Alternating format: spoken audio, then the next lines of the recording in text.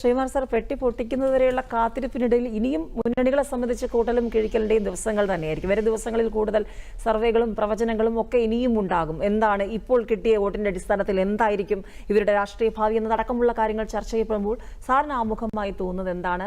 ഇപ്പോൾ സാറിവിടെ സൂചിപ്പിച്ചതുപോലെ മൂന്ന് മുന്നണികൾ തമ്മിലുള്ള പോരാട്ടമാണെന്നും അല്ലെന്നുമുള്ള ചർച്ചകളും ഈ തെരഞ്ഞെടുപ്പിലും കേൾക്കുകയുണ്ടായി. 2014-ലും 19-നെയും അപേക്ഷിച്ച് NDA BJP നില മെച്ചപ്പെടുത്തിയിട്ടുണ്ട് എങ്കിൽ പോലും അത്ര വാശിയേറിയൊരു ത്രികോണ മത്സരം കേരളത്തിൽ ഇല്ല എന്നായിരുന്നു.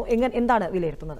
അല്ല, ഈ മൂന്ന് മുന്നണികളും അതിൻ്റെ അകത്ത് BJP ഒരു ഡിസൈഡിങ് ഫാക്ടർ അല്ല, അങ്ങനെ ഒരു ഇക്വേഷൻ ആണല്ലോ. അതും വോട്ടിംഗ് പെർസെൻറ്റേജായിട്ട് ബന്ധമില്ല. കാരണം BJPക്ക് വോട്ട് ചെയ്യുന്നവർ ജയിച്ചാലും ഇല്ലെങ്കിലും BJPക്ക് വോട്ട് ചെയ്തുകൊണ്ടേ ഇരുന്നിട്ടുണ്ട്.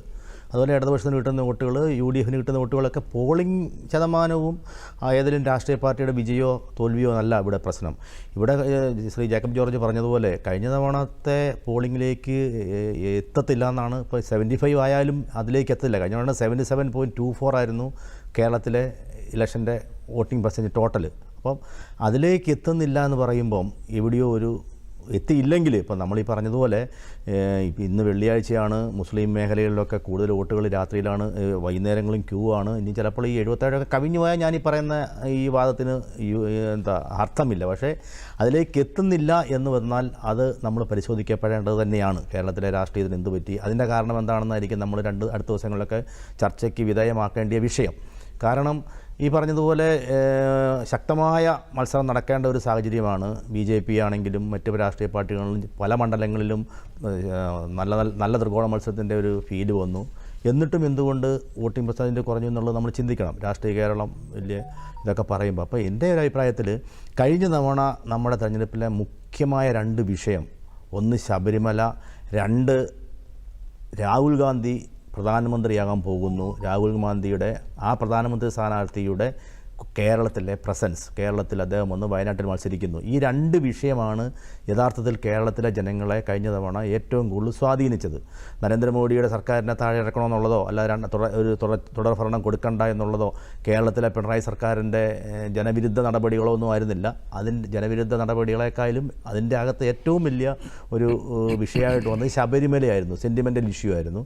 രണ്ടാമത് രാഹുൽ ഗാന്ധി ഇതാ പ്രധാനമന്ത്രിയാകാൻ സാധ്യതയുണ്ട്, അങ്ങനെ ഒരു പ്രചരണം അങ്ങനെ നാഷണൽ ലെവലിലും കേരളത്തിലുമൊക്കെ നല്ല രീതിയിൽ പ്രചരിച്ചു. ഈ രണ്ട് വിഷയങ്ങളെ ഫോക്കസ് ചെയ്തപ്പം 77.47 ആണ് കഴിഞ്ഞ തവണത്തെ പോളിങ്. അതിപ്പം കുറഞ്ഞു. ഇപ്പം അതുപോലെ രണ്ട് വിഷയം എടുത്താൽ, ഒന്ന് നരേന്ദ്രമോദിയുടെ നേതൃത്വത്തിലുള്ള സർക്കാരാണ് ഇനിയും അധികാരത്തിൽ വരുന്നതെന്നുള്ള ഒരു വിഷയം.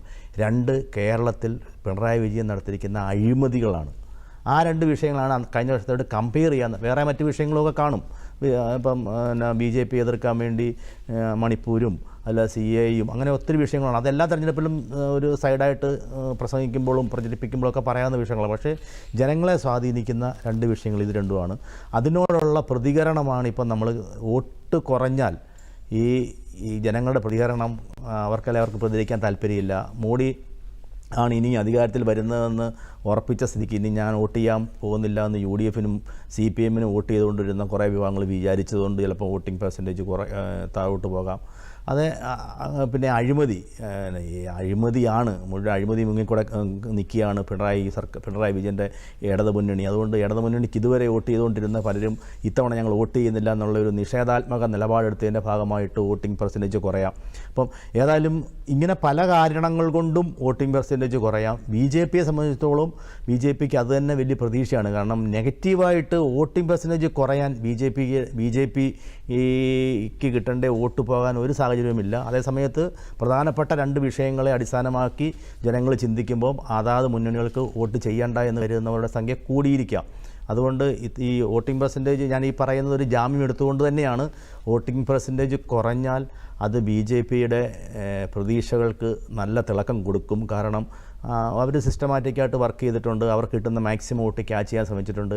ജയിച്ചാലും തോറ്റാലും BJPക്ക് വോട്ട് ചെയ്യുന്ന ഒരു വിഭാഗമുണ്ട്. അതിലുപരി ഈ പറഞ്ഞതുപോലെ മോഡി തന്നെയാണ് അധികാരത്തിൽ വരുന്നതെന്നുള്ള പ്രധാനപ്പെട്ട പോയിൻറ്റിനെ സപ്പോർട്ട് ചെയ്തുകൊണ്ട് കുറേ വോട്ടും കൂടെ കിട്ടും. അപ്പം BJPക്ക് ലഭിക്കേണ്ട വോട്ടൊന്നും കുറയത്തില്ല. അതേസമയത്ത് രണ്ട് നെഗറ്റീവ് ഘടകങ്ങളുള്ളതുകൊണ്ട് കുറഞ്ഞാൽ അത് ഇടതിനും വലതിനും കിട്ടേണ്ട വോട്ടായിരിക്കും. വ്യക്തമാണ്.